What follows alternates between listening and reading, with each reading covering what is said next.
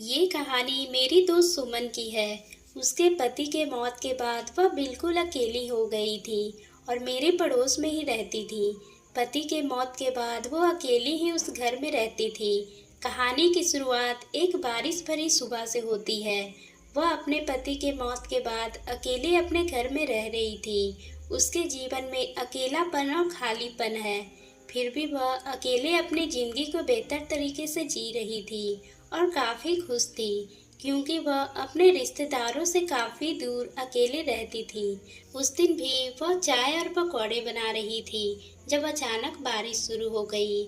उसने अपने घर की खिड़कियां बंद कर दी और टीवी चालू कर दिया और तेज आवाज में म्यूजिक सुनने लगी।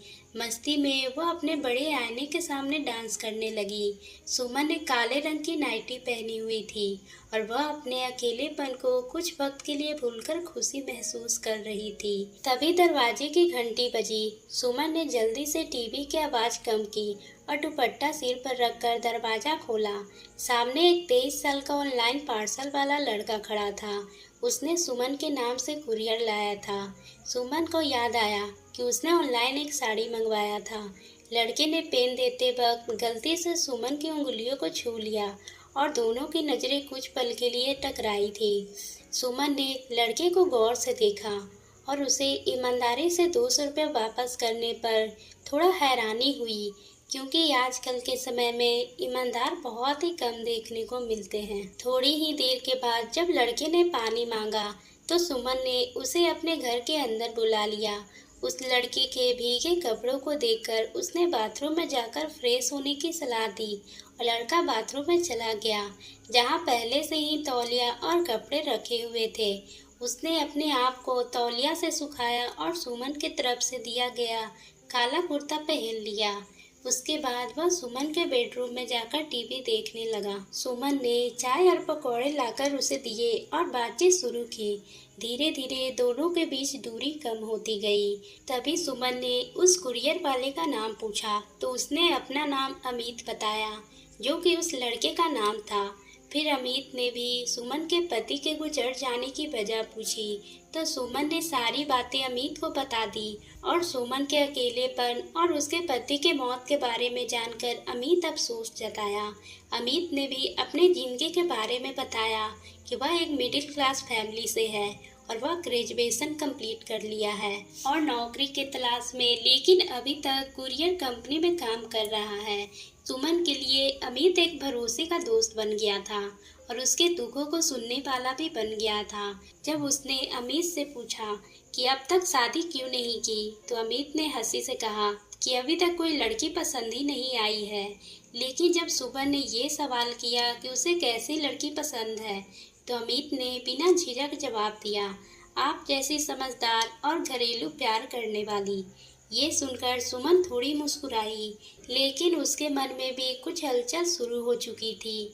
जैसे जैसे दिन बीत रहा था, दोनों के बीच नजदीकियां बढ़ रही थी। अमित की नजरें बस सुमन की तरफ खींची जाती थी और सुमन भी अब उसे लेकर सहज महसूस करने लगी थी। दोनों के बीच हल्की छेड़छाड़ भी शुरू होने लगी थी, जो उनकी बातों को एक नई मिठास ला रही थी। शाम तक अमित को अपनी माँ का फोन आया और उसने अपनी माँ से कह दिया कि उसे अब किसी लड़की को देखने की जरूरत नहीं है, क्योंकि उसे वह लड़की मिल चुकी है जिसे वह पसंद करता है। सुमन ये सुनकर अंदर से खुश हो गई थी। जब उसने अमित से वही रात रुकने के सुझाव दिया तो अमित ने उसकी बात मान लिया। उस रात दोनों ने एक दूसरे के साथ काफी समय बिताया और यह एहसास हुआ कि दोनों के बीच जो रिश्ता बना है वह सिर्फ दोस्ती का ही नहीं, बल्कि भावनात्मक और मानसिक रूप से गहरा है। कुछ ही महीनों के बाद अमित और सुमन ने शादी कर ली और खुशी खुशी अपनी जिंदगी बिताने लगे। ये सभी बातें सुमन ने जब मुझसे कही तो मुझे भी बहुत ही खुशी हुई, क्योंकि मैं भी चाहती थी कि वह इस अकेलेपन से जल्दी बाहर निकल आए और उसे जल्दी ही जीवन साथी मिल जाए। पर मैं भी घर गृहस्थी वाली थी, इसलिए मैं भी उसके लिए कुछ भी नहीं कर पा रही थी। और फिर सुमन ने बताया कि मैं और अमित एक दूसरे के साथ खुश थे, लेकिन मेरे मन में कहीं न कहीं समाज को डर और अपने परिवार के लिए चिंता बनी हुई थी। विधवा होने के बाद दूसरी शादी के बारे में सोचना मेरे लिए आसान नहीं था। मैं जानती थी कि समाज और परिवार वालों का सामना करना मुश्किल हो सकता है, लेकिन अमित के प्यार और उसके साथ ने मेरे लिए सबसे बड़ी ताकत बन गया था। शादी के बाद ही मैं वही सुमन रही, लेकिन मेरे अंदर एक नई चमक आ गई थी। अमित ने न सिर्फ मेरे दिल को समझा, बल्कि मेरे दुखों को भी महसूस किया। वो हर पल मेरे साथ खड़ा रहा था। हमारे रिश्ते सिर्फ प्यार से ही नहीं, बल्कि एक गहरी समझ से भी थी। अमित ने भी कभी मुझे ये महसूस नहीं होने दिया मैं किसी और से कम हूँ या मेरी जिंदगी में कुछ खोया गया है। उसकी समझदारी और प्यार ने मुझे एक नए सिरे से जीने की प्रेरणा दी थी। शादी के कुछ ही समय के बाद हमारे परिवार वालों को हमारी शादी के बारे में पता चल गया।